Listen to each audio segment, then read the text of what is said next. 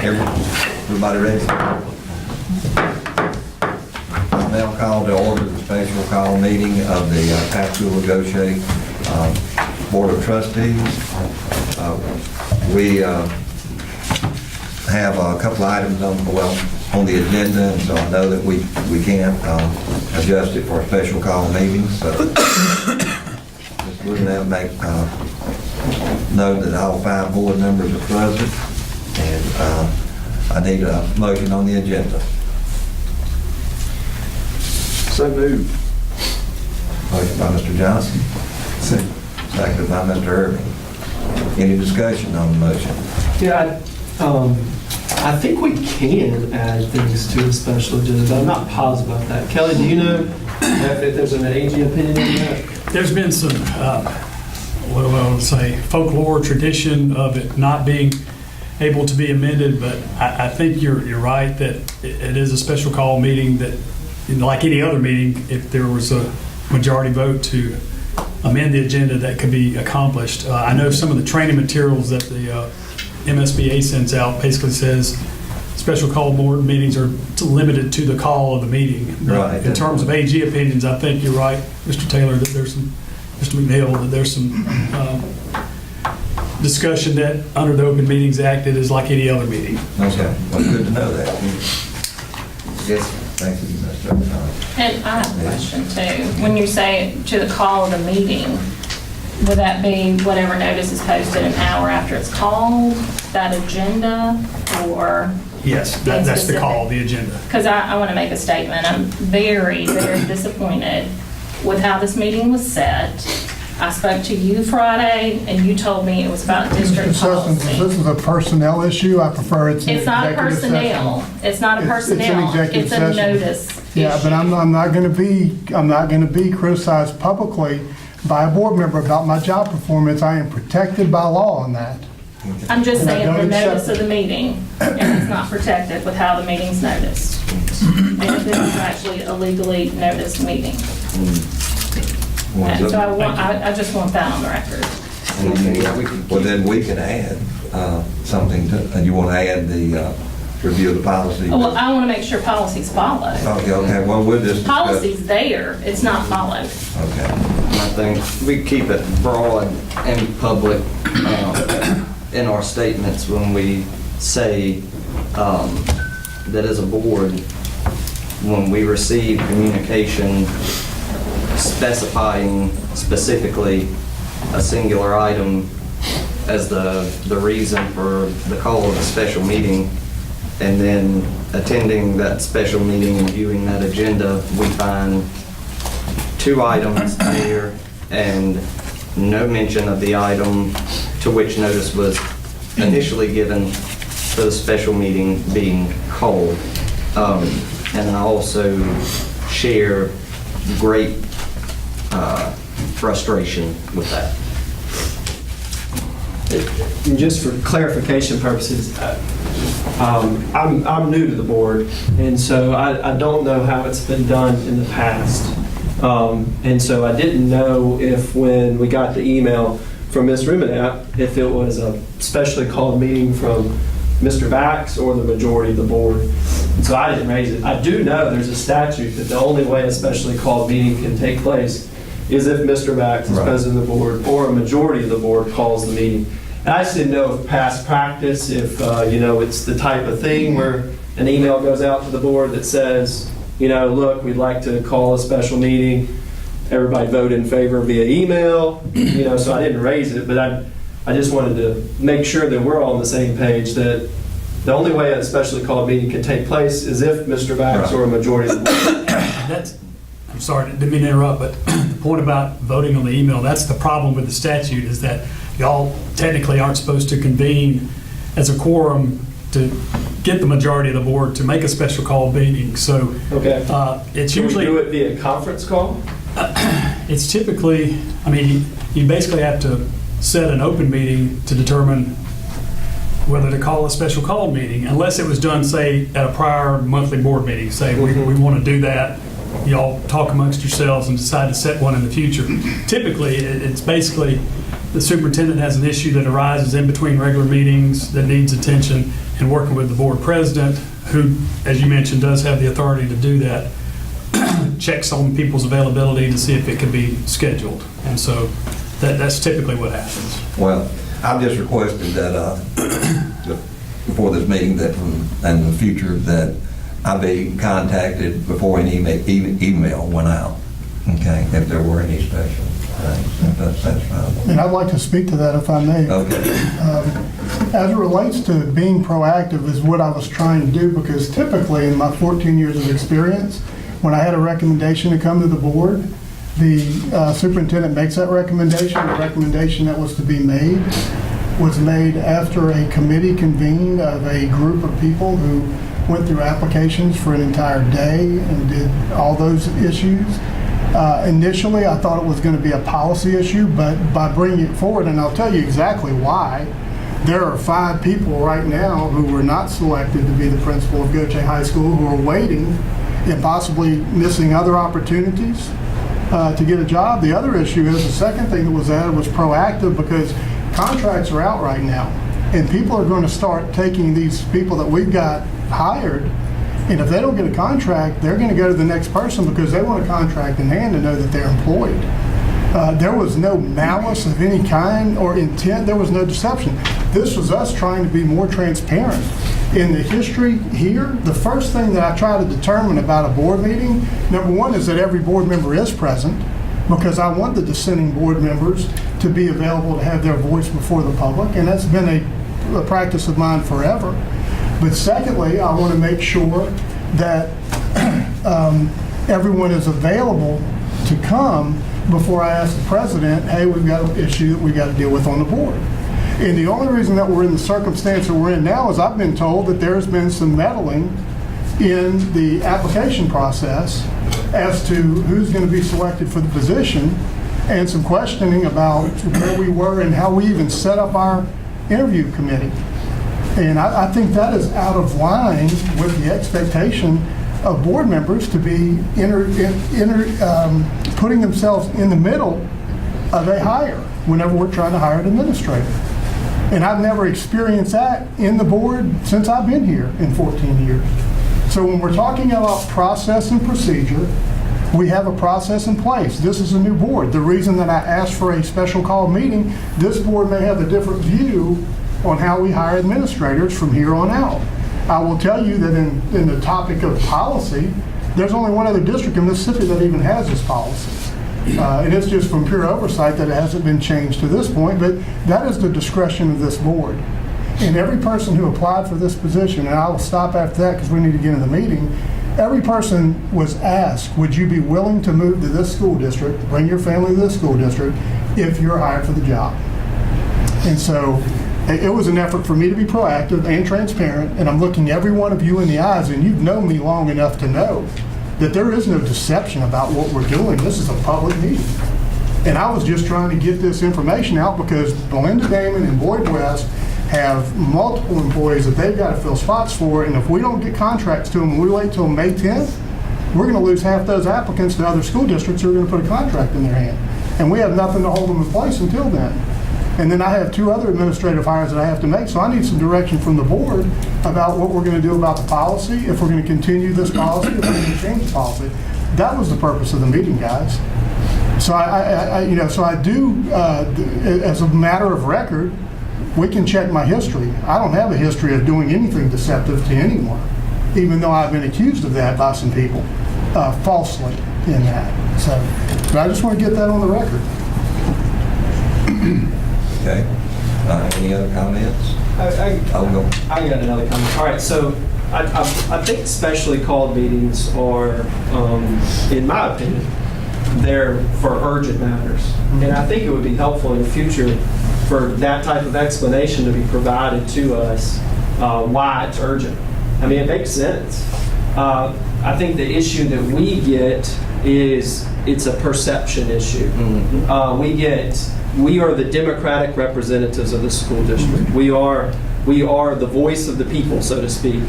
And so when parents call us, knowing more about who a recommendation of a principal is before I know, and I don't know why it's urgent, I don't know what the purpose of the board is, and I have parents who know more than me. They get the impression that the administration is trying to pull one over on us. I'm not saying that that is the intent. I'm saying that was the perception of parents who were calling me.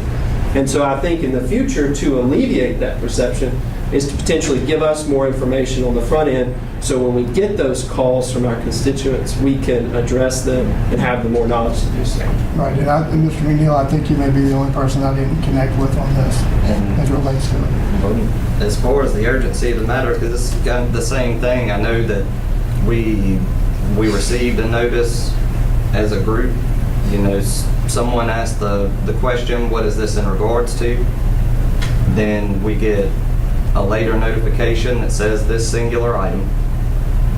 And then it's much different than that when the agenda comes out, and I never got contacted about anything different. So, yes, I agree 100%. It's very perception related. Well, again, I'll let my integrity stand on its own as it relates to people trying to impugn my integrity publicly. I think it's just a misunderstanding here that what we've had, and I don't think Mr. Dalton's tried to deceive anyone. But in order to eliminate that, if, you know, like I say, give me a call before we put out an email, and then, you know, as soon as we feel like there's something else that needs to be added, get in touch with board members and explain exactly why, the urgency of it. Would everybody be okay with that?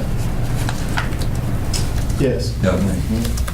And, okay, but before we vote on this, is there any, if we can add something, or do we go back? How do we do with the motion? And we've got, does anybody like to add anything before I go back and have the motions rescinded or whatever? Hearing none, so we've had a motion and a second on the agenda. All in favor of the motion, say aye. Aye. Opposed, nay. Motion carries 5-0. And Mr. Dolphin, we have item 2A.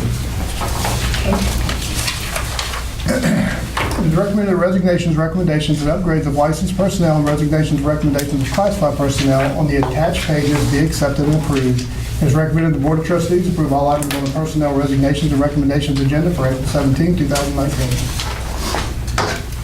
You've heard the motion by the superintendent. Do we have, the request of the superintendent? Do we have a motion?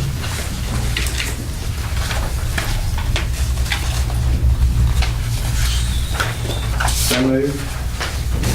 Motion by Mr. Johnson, second.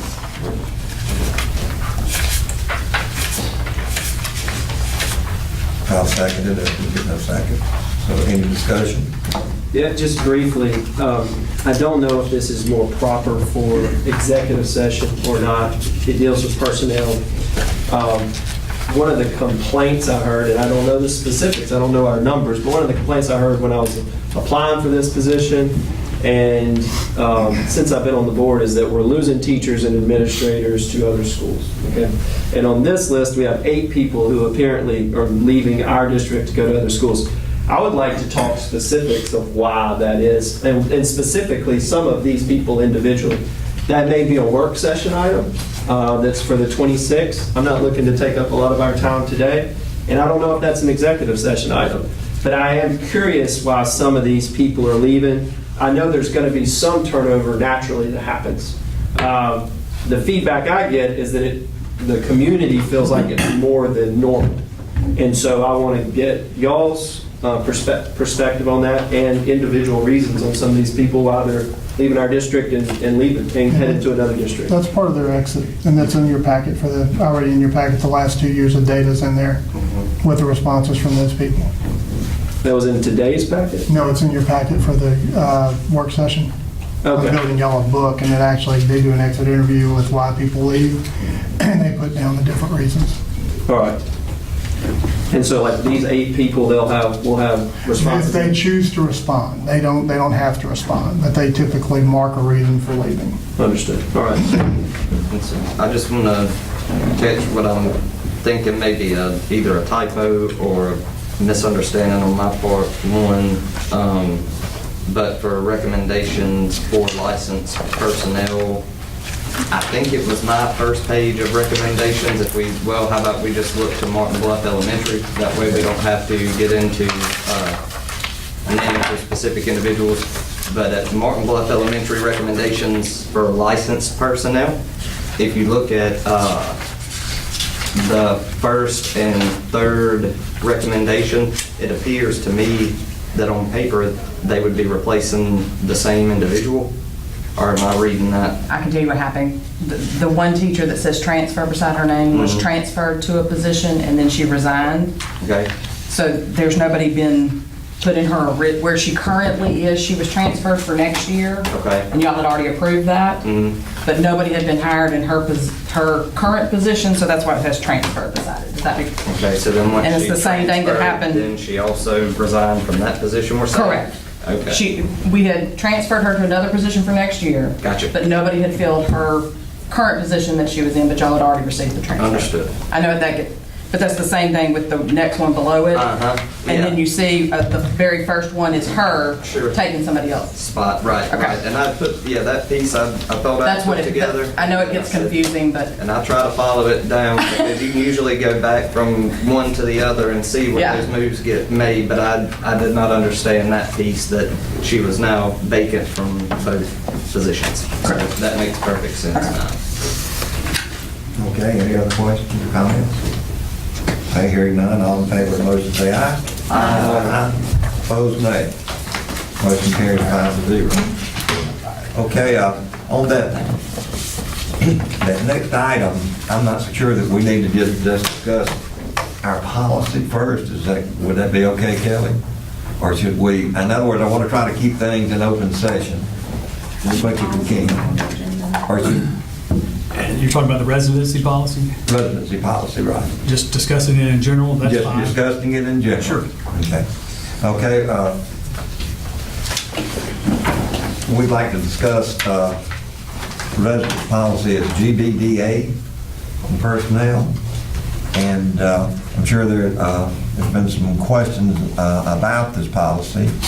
And I, for one, I like the policy where that either you're a resident or you do have to move in the district. I know we've had a discussion many times about losing professionals in Pascagoula, and we're not going to do anything unless we get a lot of these professionals back. And I'm talking about in the higher administration end. That's just me. I've always said that since I've been on the board. Whenever possible, I would like to hire within the district, but then again, I also want the highest qualified individual there as well. So that's my comments. Any other comments? And yeah, I would have to agree with by and large with what you're saying, but from a policy standpoint, I don't know that it's going to be possible to have it both ways.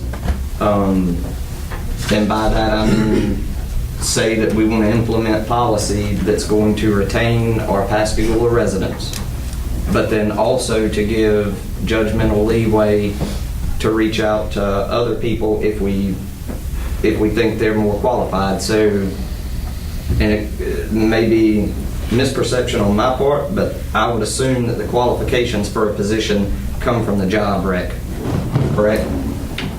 Okay, so if we have multiple people, which hopefully we do for each position that we post, because we do want a diverse range of candidates, and they all meet those qualifications. I don't know that such a policy exists that says we're going to put something in place firmly that I'll say retains our district residents, but also gives us the ability to say, in this case, not so much. And interpretation on my end, and this policy being public record and available online, as all of our policies are, in brief summation, gives a description of why the Board of Trustees believes that residents of the community are important for the stake that they'll personally have in the district, We go on to say, with such community commitment in mind, the board hereby establishes the following conditions of employment for all future certified and classified employees commencing work after January 1 of 1990. First preference for employment for any position advertised in this district will be given to qualified candidates who are actual bona fide residents of the district. Second preference given to qualified candidates who are not residents of the district but reside within the county. Then it goes on to say superintendent of schools and list several administrative leadership positions that this residence policy applies to. Also with a stipulation that if we offer a position to someone outside of those parameters, that they agree to relocate to satisfy those parameters within basically a school year. The dates are given there. Also, that when circumstances warrant, a waiver can be requested, and presented to the board, documenting the reasons, and then it defines bona fide resident for clarification of the policy. One who cooks, eats, sleeps, male, on a regular basis, permanent residence within the district and/or Jackson County as called for. So when I read that, myself personally, I interpret that to say, if we have a pool of qualified candidates for any position within the district, right now, when I see first preference here, second here, third here, I read that to be the order that we are supposed to operate in. I don't know what the opinion of the board is in regards to that. I also have said, during my candidacy and since I've been here, that I'm very passionate about, residents within the community. I came up here through this school system. I'm working with administration now that was leadership to me when I was in school. I'm sitting as a board member now with a teacher who was at the VOTEC when I was in school. And I go back to my time at East Lawn Elementary when I say, if something happened there, that's where I learned about the truth, the whole truth, and nothing but the truth. Because if I forgot one of those, I knew it was just a matter of time before we bumped grocery carts with Robert Weathersby, and then I was going to get my behind worked on for a third or fourth time. So I think that's huge, And my issue being, I guess right now, am I open to hearing recommendations for possible modifications if we feel like there is a happy medium that can be reached to accomplish what everyone wants to accomplish? Will I hear that? Sure, I will listen to that. But again, the perception now, what it's going to look like if just before I hire, we decide to change this. So that's me, and again, I'd be interested to hear the opinion of the rest of the board as far as your interpretation, but that is mine given this policy. And I don't know, when we put these committees together, I appreciate the employees of our district and their willingness to serve on these hiring committees, and I know the stake that they have involved as well. Are they made aware of these policies before they're allowed to serve? I know myself personally, it doesn't matter if it's the 60th one I've been on. Anytime that I have to serve on a hiring committee, I have to sit down, or the committee as a whole sits down with our HR department and clarification of questions you can and can't ask, policies you are and are not supposed to abide by. So that way it eliminates a lot of the confusion that could come about with something like this. So that's another question that I definitely have is, are the hiring committees we put together made aware of this policy? But also, I'd definitely like to hear interpretations from the rest of the board as far as what you feel like it says. To me, I think it's, the policy word for word is exactly what you say. But I also look at it as in another way. I think that first preference, I'm thinking first preference if we have two people on the same level. In other words, we got this person, it's just as good as this one. And so I'm going to naturally give a preference to the one that already lives in the district. But let's look at it. If we have this person that, say we had 20 candidates, and out of those 20, we have one person that lives in the district, and which would be number 20 on the list, and then these other 19 or not. When I say number 20, I'm talking about in the interview process came in number 20. Should we allow ourselves to say, well, just because they live in the district, that we're going to accept for our kids, the 20th most qualified person for that job? That's just. And I hear. But I want that 20th person to move in the district. Right. Yeah. And I hear exactly what you're saying. And then again, I feel like that to a degree is almost something that we have to address via job rec requirements. Because, we're telling them when we say qualified candidates, that's how people decide whether or not they feel like they're qualified for a position, is what the requirements of that position say. And so if they satisfy those requirements, I feel like it opens it up to a lot of potential, and I'm definitely not saying the case here. I'm not even speaking necessarily to the motion that's going to come about in a few minutes. I'm speaking to the future and how we need to talk so we don't end up in this mess anymore.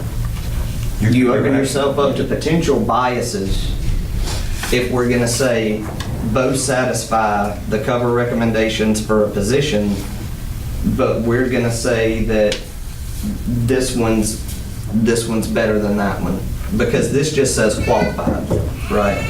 Well, I would think you would interview someone who's not qualified. And I agree. Yeah, definitely. Yeah, I agree the same way. I would think you first have to meet the qualifications, and the way I read the policy is the way that you interpret it as well. We got a pool of candidates. You can weed out 50 down to 10, but if you qualified, then we go from there, and maybe someone is a step higher. If that's the case, then that's where you present, hey, this guy's better, or this lady's better because of this reason. And then we go from there. But the policy, the way I read it, is first preference is out of the qualified candidates. Right. Yeah, I agree. And when I was reading the policy, it struck me, to some extent, how broad it is. But it says, it states first preference for any position. Mm-hmm. It's not just higher level positions. It's school counselor. It's everything in the district. Any position, first preference goes to a qualified candidate who lives in the district. And qualified is a pretty broad word. It doesn't say most qualified. It doesn't say best qualified. It doesn't say the best candidate. It says qualified. And so often, under the Webster's definition of qualified, there's often going to be more than one person who is qualified for a position. And the way our policy is currently structured, we are required to give that position to a person living in the district who is qualified and lives in the district by first preference. We may vote to change that, but that is the current way it has been written since January 1st, 1990. And then it's even more mandatory on central administrative office and principals at the high school and junior colleges. It says that it's a shall and it's a must under number 3 of GBDA. And so it's a further mandatory obligation on this board that we're required to follow that you must meet the residency requirements and they shall be bona fide residents. Now, I understand there is an opportunity under 4. It states when circumstances warrant, the superintendent may request a waiver upon documenting the reason for the requested waiver. And so theoretically, we could waive number 3, which is a mandatory requirement. And I guess theoretically we could waive number 1, but that's my interpretation of the policy. I think we have the potential to change it, but as it stands right now, we have no choice in this matter. Can I make a quick point about that? then you are restricting yourself from ever bringing any new talent into the district as long as one person applies for a job who may not be qualified to take that job. They're qualified on the surface, but whenever it comes to actually being able to do that job, and we're also saying that it doesn't matter and I'm dealing off of 14 years of history here, and we are a B district, and we are a Torch Award-winning district, which means for our demographics, we're the only B in Mississippi. That gets overlooked a lot around here. The fact that we are 0.4 of a point behind Ocean Springs in graduation rate with a much different group of children from a poverty standpoint. That has been done because we have brought people in from outside that have tremendous talent, and we have been able to figure out that talent by having licensed degree professional people who make up a group here. And every person that was interviewed for the job, my condition for the offering of the position was, are you willing to move into the Pascagoula-Gautier School District? If they were not willing, then they were immediately disqualified. And so what we're saying is we're not going to bring in the best talent, or we're not going to bring more residents in. We're going to use the existing pool that we have, and then we'll take whomever's there. So they're guaranteed. There's no reason to even have an interview process, which has been standard practice. And I think in your industries and your business that you do the same thing, that you bring people in and you interview and you try to find talent, and you bring that talent in. And you don't displace other talent. And the other point I want to make is, again, and Kelly has a background on it, we're sitting as one of the only districts in Mississippi that still have a policy of this kind in place. Even with that being said, my condition for employing those people from here on out, which started with this job, was that you have to move into the Pascagoula-Gautier School District, or we're going to the next person until we get someone who is willing to move into the Pascagoula-Gautier School District. And yeah, absolutely, you have to, at times, attract that outside talent, and I don't think that we're restricting ourselves from ever doing that. We have a process in place via this policy to request a waiver, and say these are the reasons why. I think, part of the thing is that, there was no waiver presented here, unless one's been added that I don't know about. So we didn't follow that. And again, we keep talking about how outdated the policy is, and I'm not necessarily disputing that claim either. We were sticklers about implementing the legal form of policy review that this board's mandated to have. Not too long ago, this specific policy in question was reviewed in December. We had opportunity to change it. Why was nothing said? And so and I'm saying that's how we look in the face of the public, because I do think there is an X factor that has to be considered, not about, that super qualified talent that is willing to move in here and get that paycheck and take that bump up in responsibility, but to the individual that had already demonstrated their commitment to our kids previously by establishing residency here. We have to consider also the message that we're sending to those administrators in our district, and there's several I could call by name, young on up, that are hard chargers and that are rock stars for our students. What are we telling them when we say we see your sacrifices, but it's not good enough? Our decisions are based on student outcomes and students, not on adults. We focus on our students first, and in this case, the committee selected this person unanimously. That's it. Were they informed, reviewed of this policy before They were informed whomever is offered the job will have to agree to move into the school district. Okay, so that's a no, they didn't have this policy.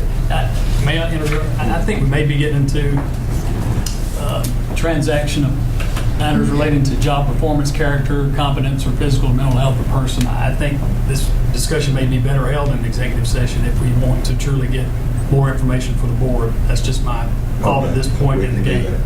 I'll just ask a question. Was there a candidate who's already a resident? Was there a candidate interviewed that was a resident? I think that could be the subject of the executive session. But on the policy, Matt, were they, did they know this? I'm just speaking, and I don't know if it's done the same way now, but when I was a teacher in the district, each year we had to sign a paper saying that we had reviewed the policy and understood the policy. Is that still correct? And so, technically, everybody should know the policy. Now, how many people sat down and read the policy? That's another thing. Exactly. I understand that, but I'm just saying, by that, We need to close it, because to me, the way I read the policy, if there is someone that interviewed that was a qualified candidate that lives in our district and they're not being recommended, as the policy reads, there is no waiver submitted to us saying that this is the person and this is why. So I don't feel, I feel like that I can even approve it unless I know if there should have been a waiver or not. If there were no candidates in our district going against this person, well then it's following policy. But I read it and I want to make sure it's followed. And so if there was someone, that's where my yes or no is going to hinge. If we did have someone interviewed that was qualified that lives here, then there should have been a waiver. There's not a waiver, so I can't approve it. That's why, Ms. Wilson, I think, That's fine. to Okay, close well the then, meeting. So we I need- make a motion that we close the Can I meeting. ask a question real determine quick? Am I allowed to ask a executive question now? Okay, that's fine. let's make I need a motion, I well, just we have a made a motion motion by to Ms. Wilson to go into executive session, close this meeting, go into executive, or determine the executive session. Okay, seconded by Mr. Johnson. Any discussion on the item? Hearing none, all opposed, say aye. Aye. Or all in favor? I'm sorry, excuse me, I'm getting all mixed up. Aye. Okay, all in favor of the motion, say aye. Aye. Opposed, nay. Motion carries 5-0.